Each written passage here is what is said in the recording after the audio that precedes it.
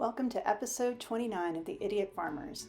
In this episode, Mindy and Phil try to break up an ice dam on their roof. Phil uses his 3D printer for some shenanigans, shows you the inside of the bore of a rifle with his new endoscope, and finally, we show off his favorite Christmas ornament. We hope you all enjoy.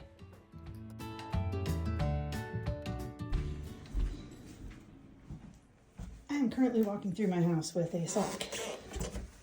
This is an old soccer sock, and the reason that I'm walking through my house right now with an old soccer sock is because we have what is described as an ice dam on our roof. And unfortunately, that ice dam has led to this. So the theory behind an ice dam is that as the top of the roof starts to melt, if there is ice at the bottom of the roof, then there forms like a reservoir resting on that ice, and that sort of backs the water up underneath the shingles, which causes them to leak into the attic and then into, well, this is our kitchen. So we saw some do-it-yourself videos, and what they suggested that we do is coming up next. So, sock.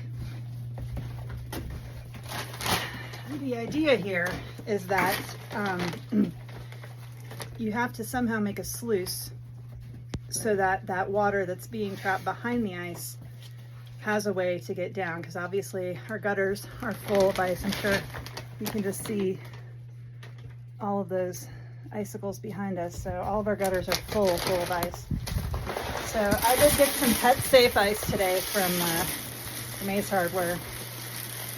Not ice, some pet safe salt from Ace Hardware, because you know, we do have the pups laying around. So the theory is you take the sock and you fill it with the salt. They said rock salt. Phil thinks it's too cold for rock salt, so he told me to get some of this fake stuff. I don't know what it is. It's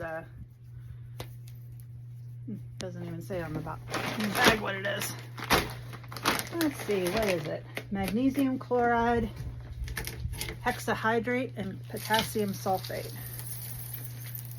As y'all know, I have a bum left arm, so I had to pour everything into a littler container and then pour it from the little container into the sock, which is what I'm doing right now. Oops.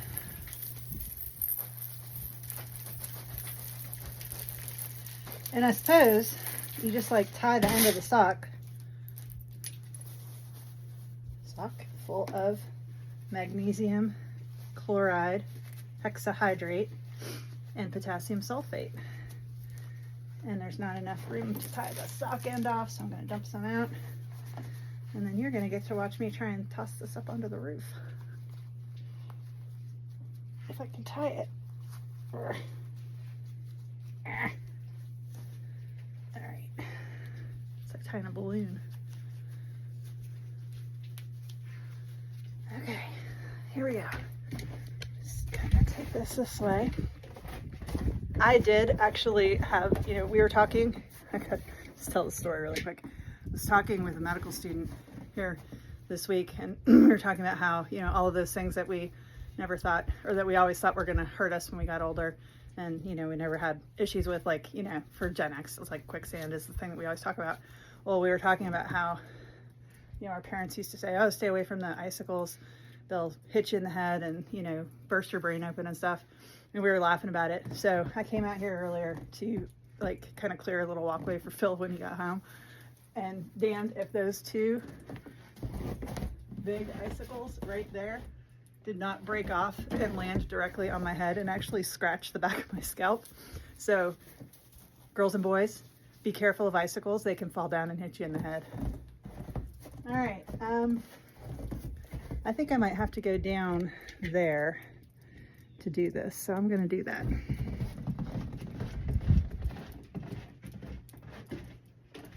Charlie, get out of there. Get out of there. Oh, yeah.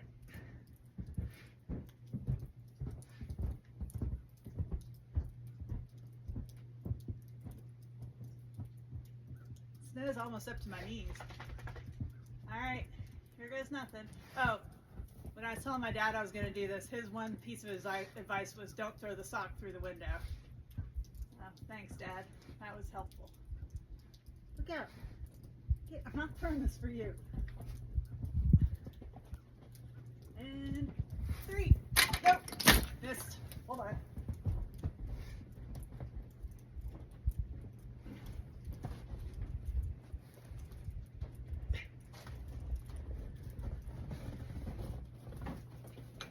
Maybe I can try it from up here. Ow! There's another icicle hit me in the head. All right. Try it from here. Whew.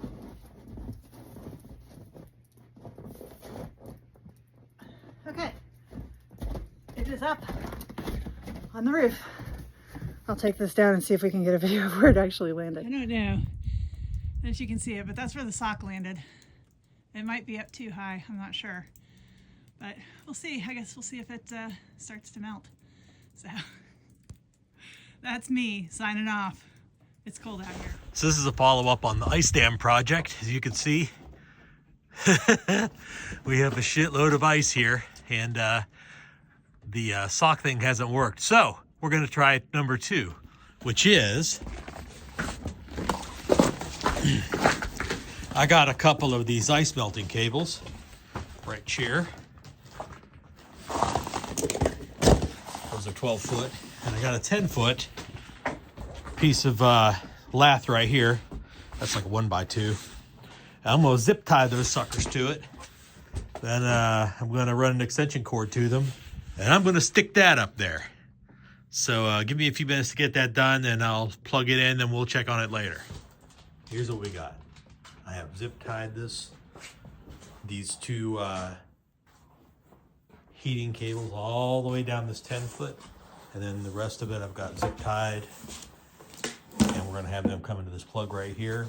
And outside I do have a GFCI plug that we're gonna plug this booger into. And I'm gonna lay this on the roof up there, and we'll see if it'll A, stay, and then B, if it'll heat up and melt this little thing. So when the snow starts melting, that ice up there, that it will channel it away from the house and won't get something like that, which is what happened the other day. Water came back up underneath the shingles. All right, so I was trying to throw it up there and the thing kept sliding back off and hitting me in the head. So I put some ice teeth on it. So hopefully when I throw this up there, it'll stick. Now, there's about 5 or 6 inches of ice up there, so I'm not too worried about this putting holes in the shingles. And I think as it melts, it should just sort of, oh, I put them in upside down. I gotta flip those around so they're coming out this way. But anyway, yeah, that should hold it up there better. We'll see. So this is what I ended up doing with the heat tape. We sort of ran it up on the roof there, and you can see where it's melting through the ice and forming a channel. And right here, it's done an awesome job forming a channel. You can even see the water dripping down. I've got this hung over, so hopefully not get too much water running down on the plug, but we'll just have to see what happens with that. But anyway, we took the stick out, I threw it up there, and then you can see right here where I've zip tied it to the gutter. So that's what keeps it up there. So anyway, kind of cool, huh? We'll take a little picture of this later and see if it digs a little deeper into that ice. Well, looks like it's working. Kind of cut through both those layers of ice real well, so hopefully that's the way the water will drain.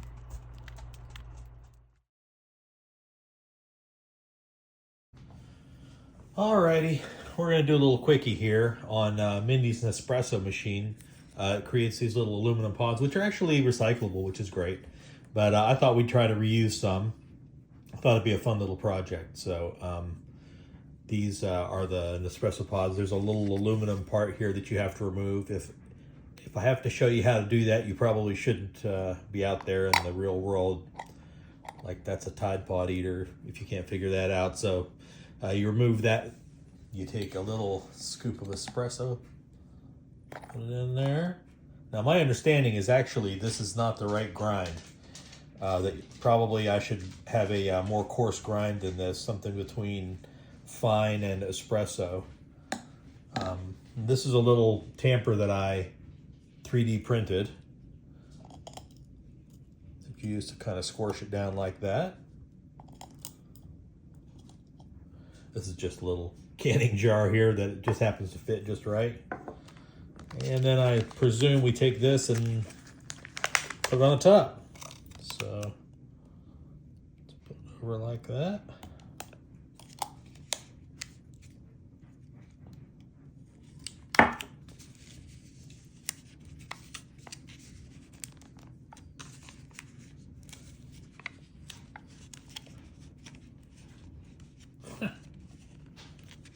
Alrighty. Chunk. Now let's just see if it works. Come on over here to the machine.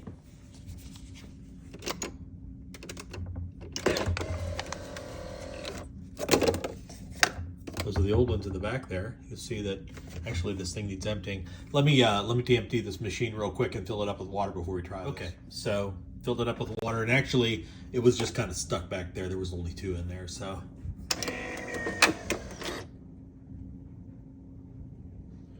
Cup of coffee. All right, let's see.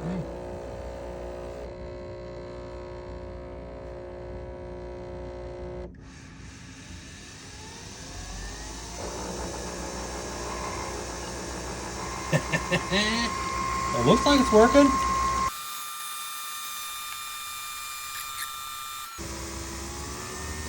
I think the size of the cup is based on the size of the cup of coffee is based on the size of those guys, and I kind of used a pretty moderate size one there. So, all right. Well, I mean, it looks the part. So let's see how it tastes here.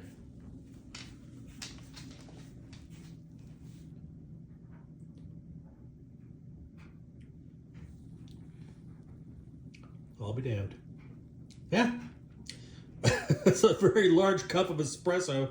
So yeah, I'm gonna have to figure out some other coffees to try in this thing. Maybe get on, talk to our friends up there at 19 Coffee in Pittsburgh and get some stuff ground and sent down to us. So anyway, works. These are from eBay. No, Amazon, I'm sorry. Nespresso capsule, aluminum foil seals. We have nothing to do with these people. Obviously, we're not monetized and we don't get free shit from anybody. So it's just another one of our little, side projects. So side project, I'd say that's confirmed works.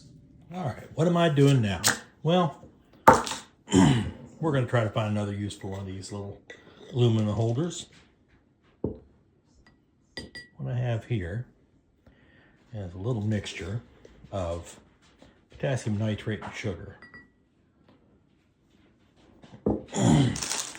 Both food grade, but combined together actually burns quite nicely. And the ratio is 1 mole to 1 mole. You don't have to do your own math on that because we're not going to get into that. But that's 2 tablespoons of it. And we're going to put 2 teaspoons of this dye in here. What we're going to try to do is make a colored smoke bomb. Is that going to work? Well, I don't know. We don't have any idea.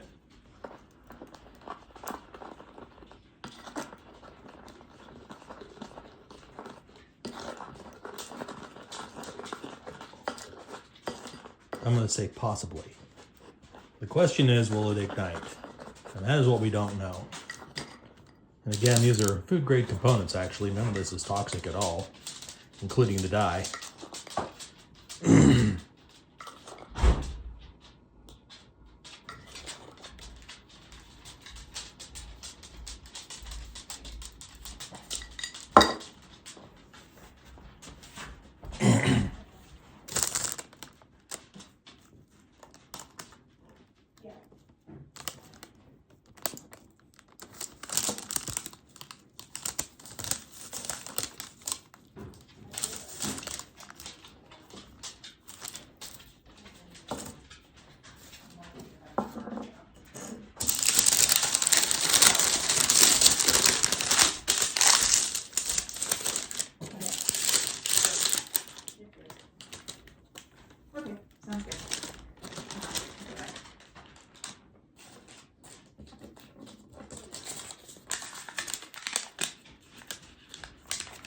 Mindy has just snuck up behind me.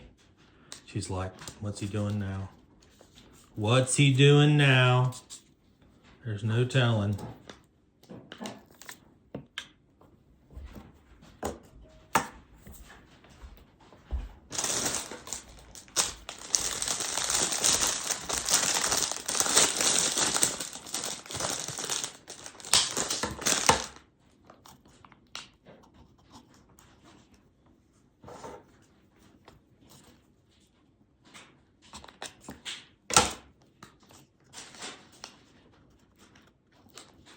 All right.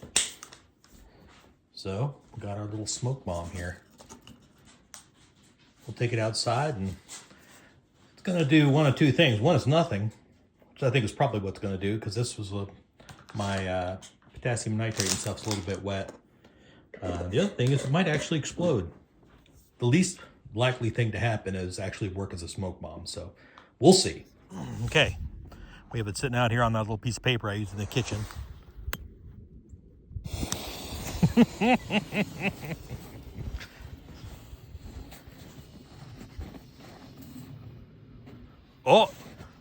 Oh, okay, so it's not burning pink.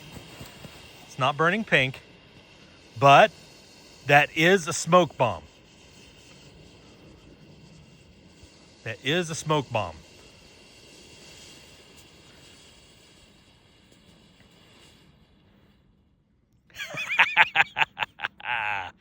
Okay, so the dye did not work, but it did slow down the burning enough that it did work as a smoke bomb.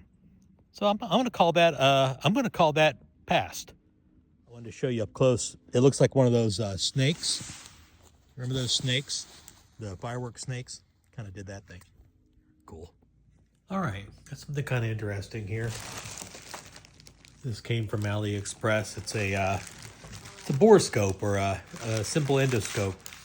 I think this was, I don't know, 15 bucks or something like that. And what it does is, I think it's like 3 feet long here. And it's got a little camera on the end. And you plug it into your tablet, like we're gonna do right here. Plug it into your tablet PC. And then you can download USB endoscope software. And that is what you got. You can see the screen here.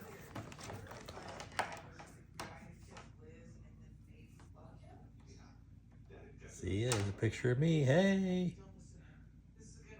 you can see my face. So what you use this for is doing things like looking in this right here, which is some muzzle loaded barrel. Got in an auction for 30 bucks or something, and we want to look inside it. So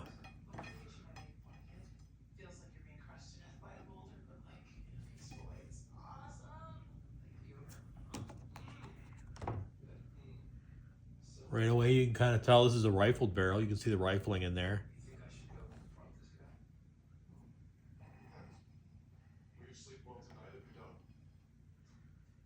And right here you see some corrosion, and see that right there? That is an interesting thing to see. And I'm going to show you what that is here in a few minutes. But what that is where some jamoke has tried to weld this thing, and they welded a dent into the side of the barrel and warped the barrel. And that also caused a little corrosion before and after it. So what does that mean? That means that probably we're going to cut this barrel down, make it into a pistol barrel or something. You can see some patches of rust. That's surface rust. That's nothing really to be too concerned about.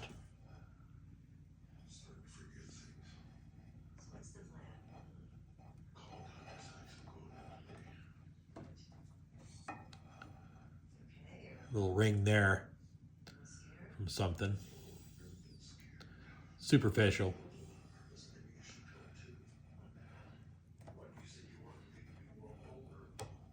You can really see the rifling at this end. And there's the end of the barrel. Pretty neat, huh?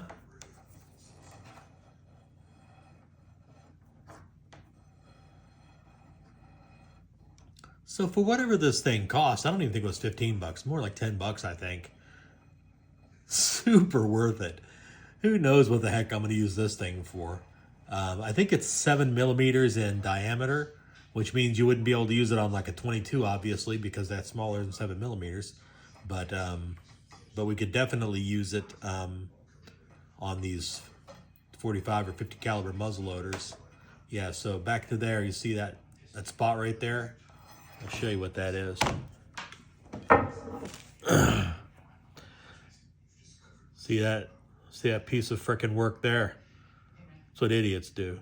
So anyway, this poor little rifle is probably only going to be used, cut from here, and use parts of this to make a octagon barrel pistol, and the rest of this thing is pretty darn useless. From here on back, it's just going to be, I don't know what I'm going to do with it. Probably nothing. Maybe slice it lengthwise, just play with it. Anyway, AliExpress endoscope. Some people have talked about some of, not all of these are can use any software. They use proprietary software, but this one used the whatever was just on the. It just said endoscope software. I think they have one that they mentioned that comes with it, but I'm kind of wary about using that sort of software. I don't know. I can't read it anyway, so. And it comes with some other stuff, some little adapters for different computers. It actually comes with some surgical tools. God forbid you're doing surgery with this frickin' thing. But it's got some little hooks and stuff that you can attach to it. If you're so inclined to, I guess maybe if you dropped something down into a grate or something like that, you could put one of these hooks on it and reach down in there and snatch it up. So let's hope that we get to do that someday. That'll be totally fun. We'll video that. Endoscope. I like it. Coolest Christmas ornament ever. I got a bad feeling about this.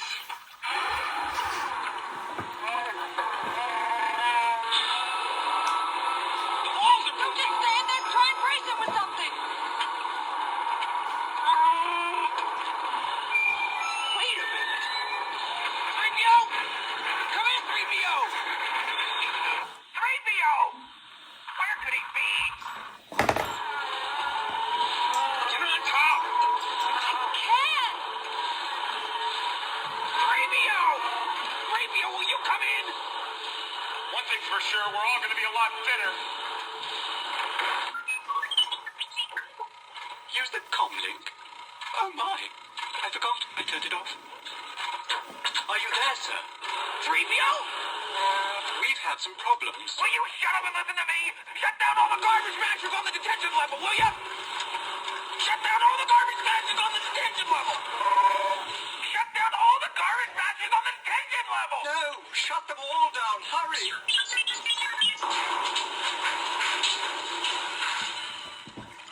What?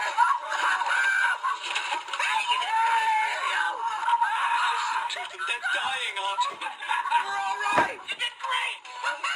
Hey, open the pressure main attach on unit number. Where are we?